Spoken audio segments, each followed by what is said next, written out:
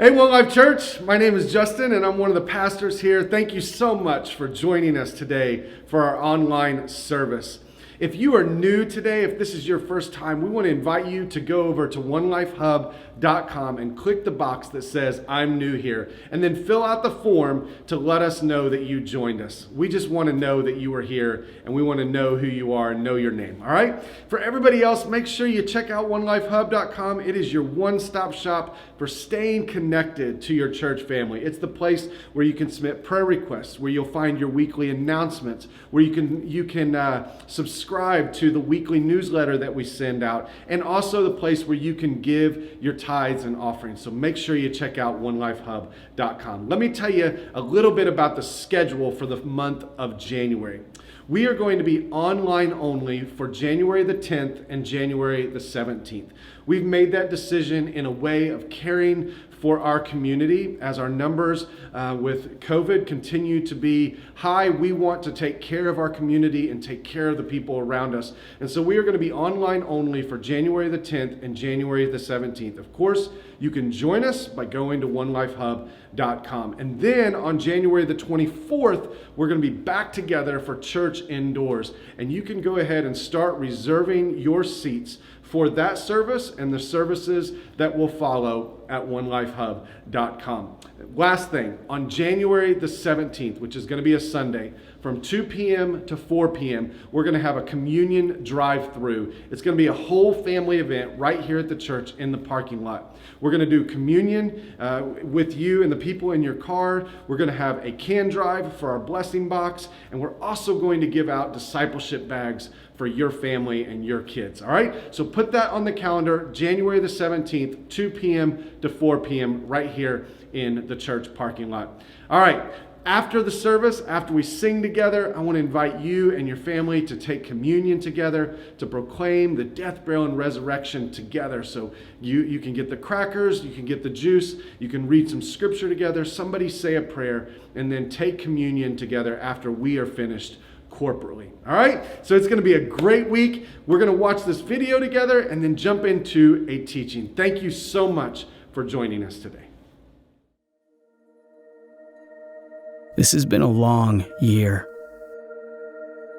A year of uncertainty, struggle, pain. We've watched a virus take countless lives. People we knew, people we loved. Jobs have been lost. Businesses have shut down. And churches have been forced to close their doors. We've witnessed division on an unprecedented level. Cities filled with violence, streets filled with protesters. And we felt the sting of racism, the deep heartache of hate. There have been times where it's been difficult to see the hand of God. But even in the darkest of moments, He has been there, faithful, present, powerful. As a new year begins, we stand on a simple truth. Those who hope in the Lord will renew their strength. They'll soar on wings as eagles. They'll run and not grow weary. They'll walk and not grow faint.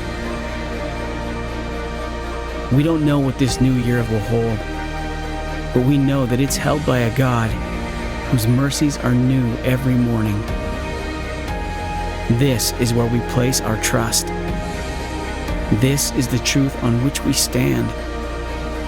This is our hope for the new year.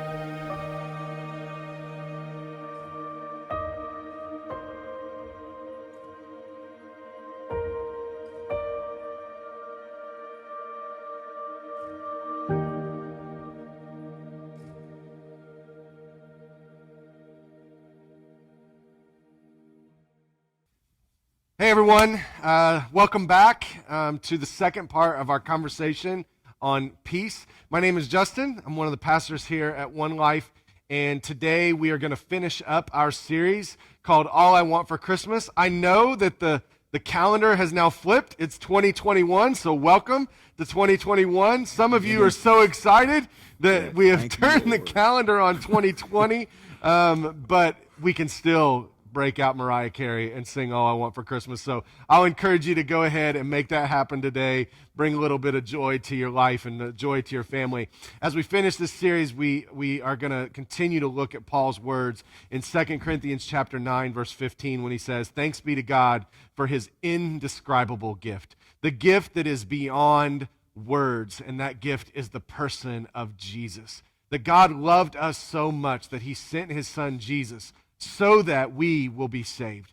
That while we were still sinners, he loved us and Christ died for us. God's love is on full display in the person of Jesus. And as we engage with the person of Jesus, we experience hope. We experience his love for us, and we give that love away to the world around us. We experience a joy that goes beyond any circumstance, and we also get to experience a peace that goes beyond any or everything that we will ever experience in this life. And so last week, we talked about the inner peace that we can experience in our lives, and we gave you 3 practical ways to be experiencing that inner peace. I'm going to encourage you, if you missed that, to go back and listen, because there were some really good nuggets for you. And this week, we're going to talk about how do we experience peace in our everyday relationships. I don't have to say this. We all know this. There's a lot of division in our world, in our families, in our neighborhoods, in our workplaces, and that is not the way that God intended it to be. Instead, he intended for us to pursue peace. Listen to what the author of Hebrews says in Hebrews chapter 12, verse 14. The author says, "Work at living in peace with everyone." He wants us to pursue shalom, the putting things back together, the restoration of all things in our relationships. So today I have my 2 friends with me, Antoine and Nathan, and they're going to join me, and we're going to have a conversation about what it looks like for us to live at peace, to work towards living at peace with the people around us. So last week, Nathan, you talked about an author who gives this idea of going second. So why don't you start us there and just introduce that idea again, Sure, and then sure. we'll talk about it. So it comes from a book, and I don't remember the name of it off the top of my head, but the author's name is Ann Miller, and she, the whole premise of the book is this idea of the gift of going second, and the premise is that we want vulnerability in our relationships. We want honesty. We want peace, but a lot of times we'll be in a conversation with somebody and we'll just sit back with our arms crossed and wait for them to do all the heavy lifting, when what she proposes is that we need to give the gift of going second. We need to put our stuff out there first, and kind of around this idea that which applies a lot of things in life, that like we can't expect a relationship to go somewhere that we haven't gone ourselves first, or taken the steps to move ourselves there first. And that if we want there to be peace and hope and joy and all these things in our relationships, like we have to in some way get there ourselves and then introduce that first, kind of lead that in our conversations, in our relationships. So when I hear you talk about the gift of going second, I think of it in 2 ways. One is in that way, hey, I'm willing to go first in a practice of vulnerability. Yep. But also sometimes in my relationships, I need to give people the gift of going first while I listen to them. Absolutely. And learn from them. That Absolutely. I'm not always the one talking. Yep. And so it kind of is, could it be both? Of course. The gift of going second is about vulnerability, but also I'm also the gift of going second. I'm going to sit back and I'm going to listen and learn from you. Which is, what we touched on a little bit last week, which was the idea of empathy, of like that we've got to be in this position of listening really well. Yeah. And a lot of times if we want people to empathize with us, we have to show them really clearly, like, I'm in your corner. Yes. Like I hear you and I understand you. And we might not be on the same page about things. Yes. But like I'm in this and I'm doing everything I can to meet you in this moment. Yeah. Antoine, you're a pastor. The church isn't doing super great with this idea of empathy right now. Yeah. Could you try to put a finger on why we are lacking empathy for one another as Christians? So I believe, okay, so we as Christians, we believe that Jesus is the answer. Yeah. So no matter what the social ill is, we ultimately believe Jesus is the answer. But we don't wait to hear the question. So when it's what Nathan is saying, it's how, because we have this answer, Jesus, we lead with that answer. But when you look at the works and life of Jesus, he knew who he was. His identity was never threatened. When he, and so sometimes when we are dialoguing, or it's actually a debate disguised as dialogue, when we're debating, it's Jesus is the answer, you're wrong, the world's going to hell in a handbasket. And I'm right. And I'm right. And show me outside of the religious establishment where Jesus did that. Yeah. Jesus, he says, take my yoke, take my burden. It's easy. It's, right? And then he says, then learn from me. So we actually are giving instructions to actually learn from Jesus. What makes us disciples is that we allow Jesus to be our master, right? Yep. And we do what he does. Yeah. So that's the example. So oftentimes as a pastor, what I sometimes have to refrain from doing is giving people the answer. It's Jesus. Like, you want a better marriage? Follow Jesus. But allowing them to actually express themselves. Ask the question. Ask the question. Yeah. And so now you exaggerate it through social media. And you have different posts. So what ends up happening is we are not listening to hear a person's heart. Sure. We're just listening to rebut, Yes. to refute. And that's not the way of Jesus. No. But when 2020 or when social unrest or cultural issues arise, it exposes our own heart. Yeah. And if we know who we are and we're carriers of the light, we're Jesus followers, our identity is never threatened. Doesn't matter who's in the White House. Yes. Doesn't matter, what the social unrest is. But I sometimes feel that believers' identity is not rooted in Jesus. Yeah. Can I don't want to interrupt you. No, you're good. Because I just want to really sit down there for a second. Yeah. Because I was sitting here listening and I was thinking our lack of empathy is rooted in fear. Wow, yeah. In a fear of the other. Yep. And their beliefs, their views, but also the fear that my beliefs might crumble. Yes. That if the other person has a word, has a chance to speak at the table, that my beliefs will start to crumble under me. And so our identity is not firm. Nope. And so our lack of empathy is really rooted in just a fear that I'm going to lose everything I built my life on. So I protect, right? That's right. And I lash out because I feel threatened. That's right. And That's so I can have a conversation with anyone.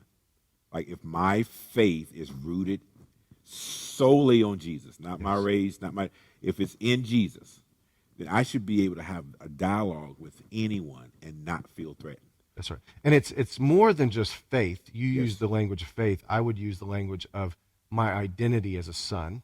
Yes. As a daughter, absolutely. as a child, which I think you're saying that. Yeah. But my identity is firm. Yep. Just because someone disagrees with me. Yep.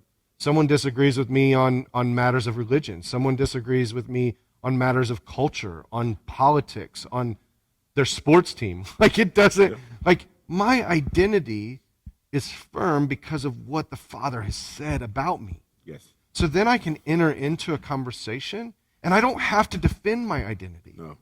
I can instead share my thoughts and then also listen to yours. Why do you think we're so afraid of that our identity might be attacked or we might lose our identity? I think it's really foundational to it is foundational to our identity. It's the whole idea that we're all wearing masks. You know, it's like the Greek word for mask is persona, so it's where we get personality. And so it's like we're all wearing these masks. That it's the whole foundational part of what the Enneagram believes, which is like it's the part of us that we believe through all of our experiences, it's the most safe version of ourselves to offer out into the world.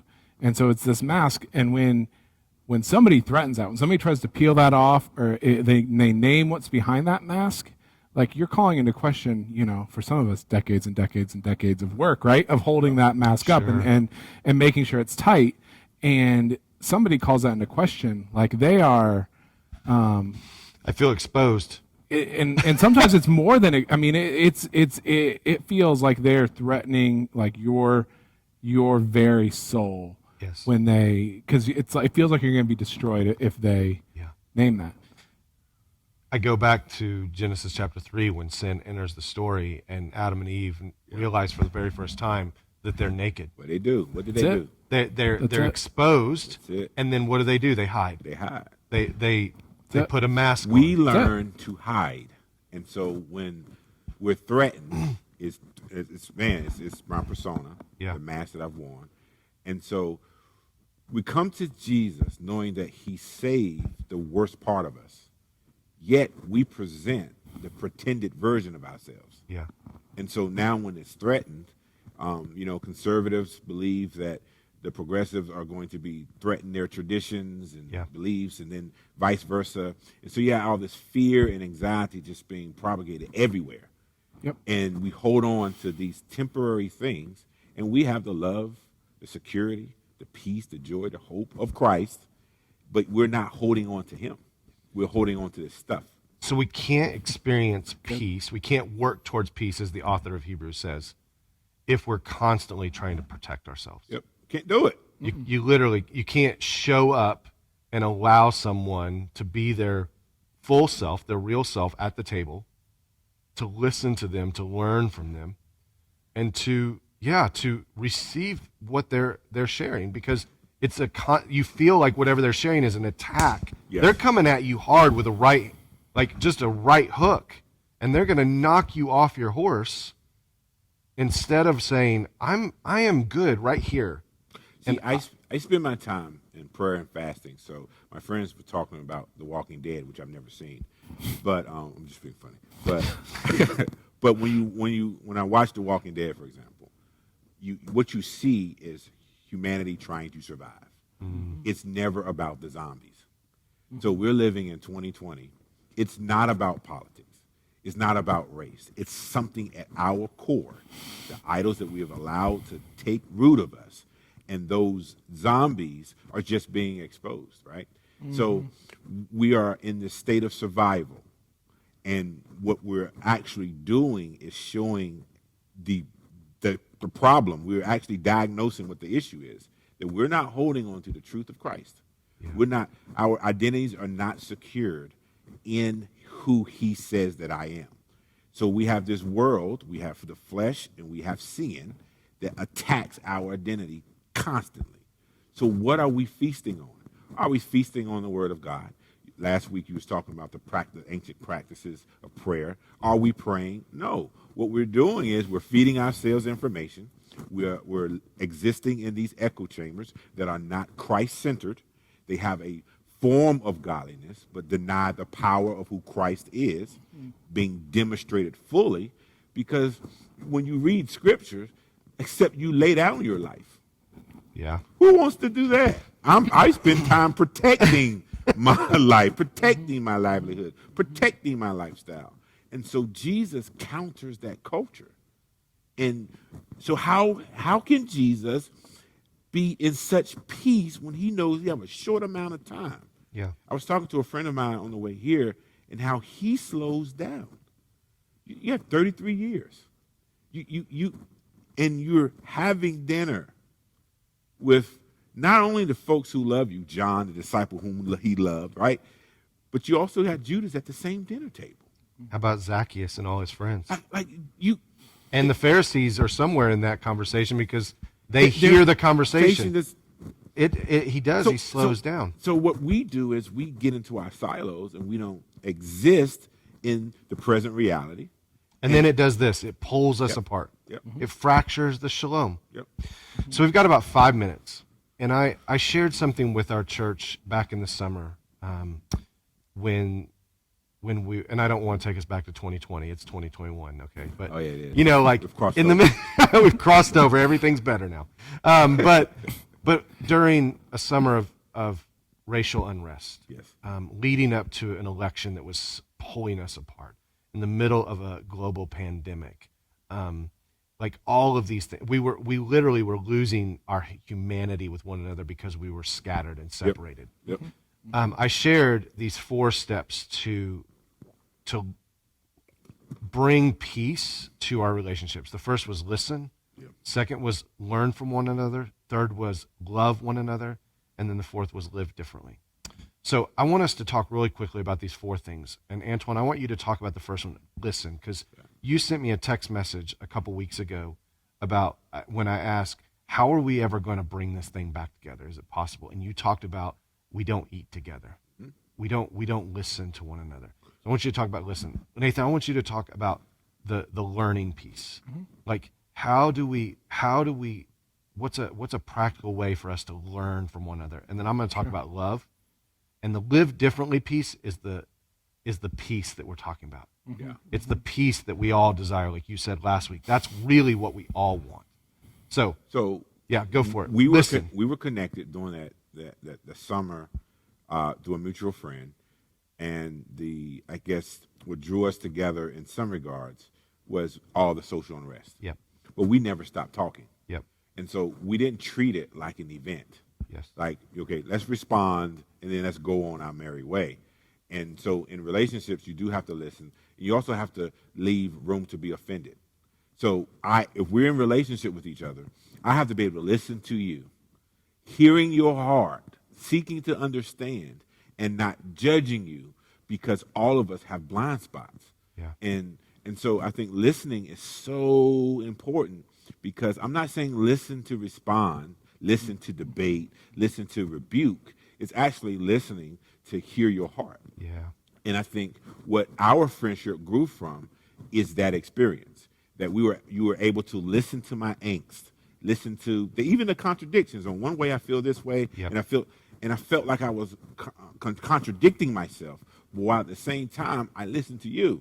And I think that's a missing art. People are yelling, Yep. and they're trying to get their point across, because at its core and at its root is we all believe that we're unheard. Yes. So if I'm unheard, I yell to be seen, to be known, and that's why listening is important. That's good. How do we learn from one another?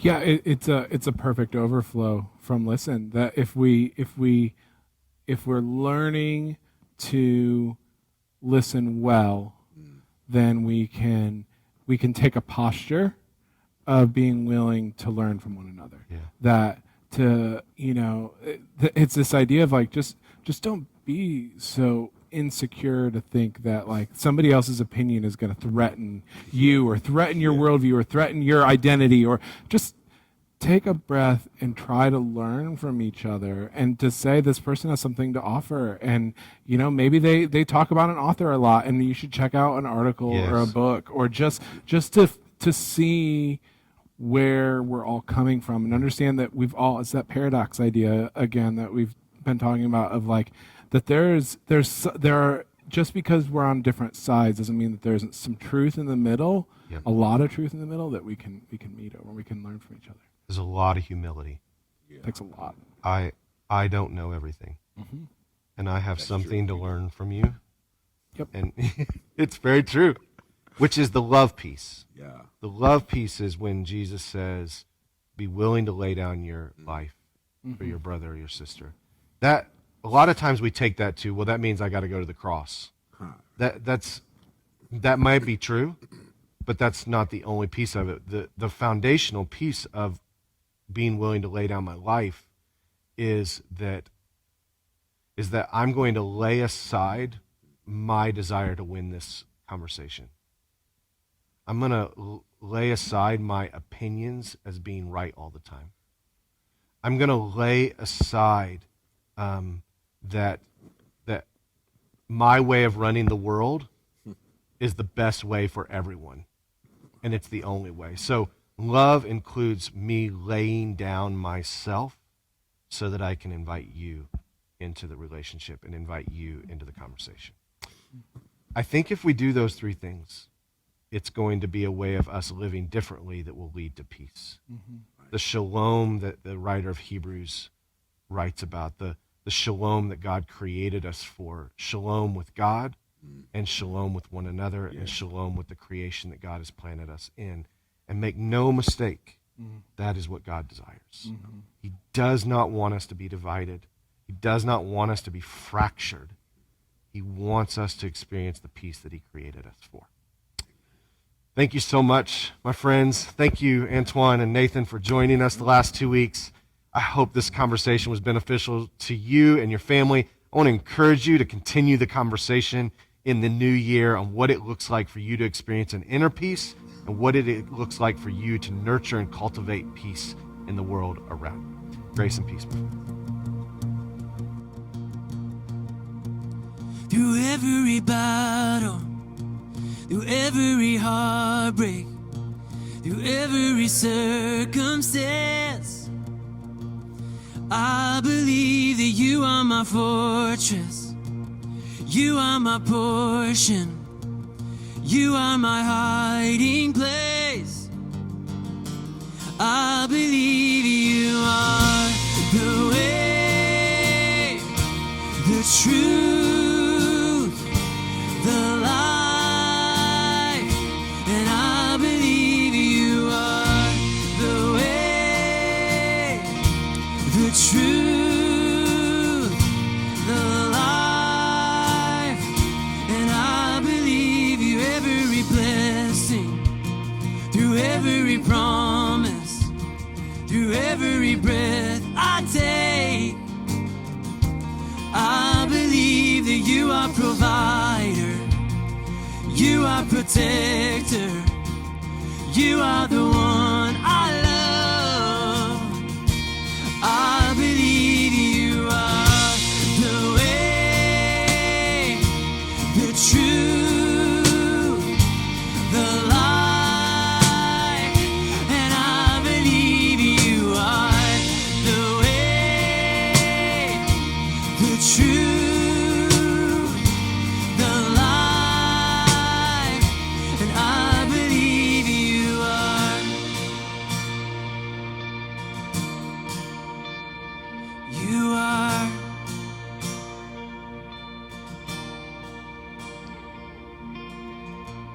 It's a new horizon, I'm set on you. Oh, you meet me here today, mercies that I knew. Oh, all my fears and doubts, they could all come to, because they can't stay long when I'm here. You are. It's a new horizon, I'm set on you, and you meet me here today, mercies that I knew. Oh, all my fears and doubts, they could all come to, because they can't stay long when I'm here. You are the way, the truth, the life. I believe you are the way, the truth, the life, and I believe you are. It's a new horizon, I'm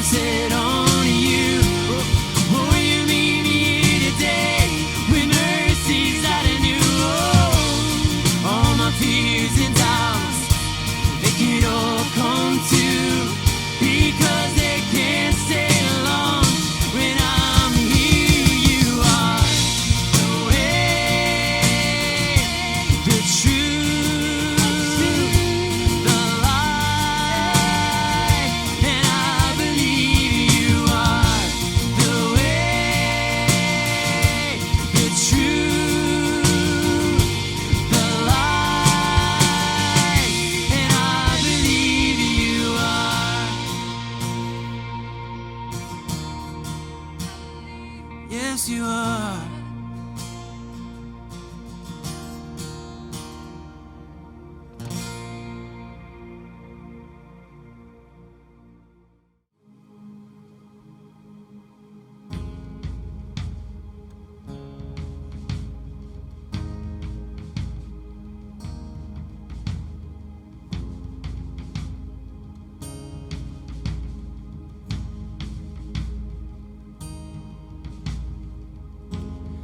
God of Abraham, you're the God of covenant, of faithful promises.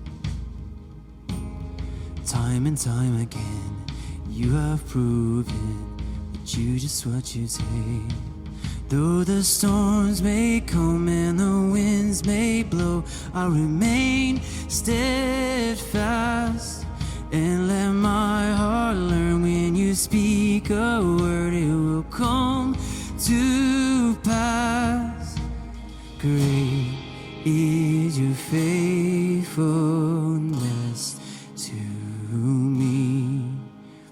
Great is your faithfulness to me. From the rising sun to the setting same, I'll praise your name. Great is your faithfulness to me. Whoa.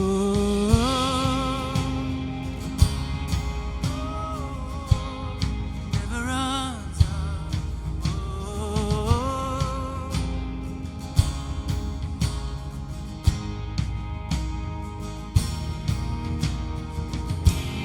God from age to age, though the earth may pass away, your word remains the same. Yeah, your history can prove there's nothing you can't do. You're faithful and true. Though the storm may come and the wind may blow, I'll remain steadfast and let my heart beat. And they speak a word will come to pass. Great is your faithfulness to me.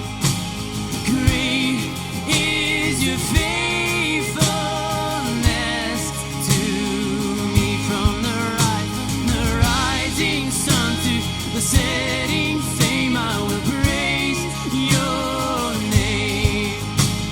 Great is your faithfulness to me.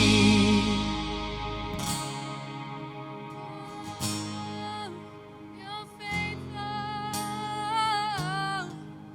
You are faithful. You never run out. Never run out. You are faithful. Yeah.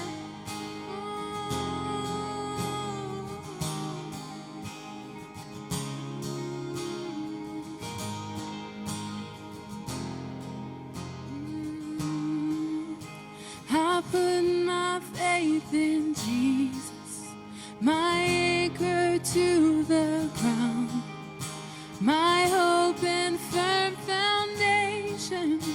You never let me down. I put my faith in Jesus, my anchor to the ground, my hope and firm foundation. You'll never let me down. I put my faith in Jesus.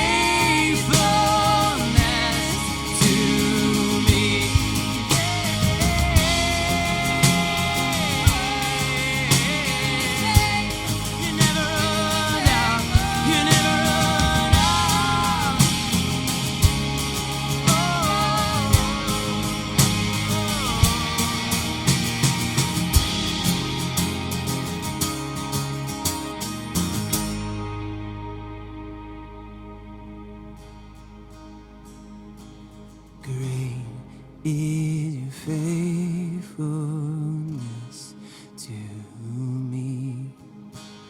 Great is your faithfulness to me. From the rising sun to setting same, I praise your name. Great is your faithfulness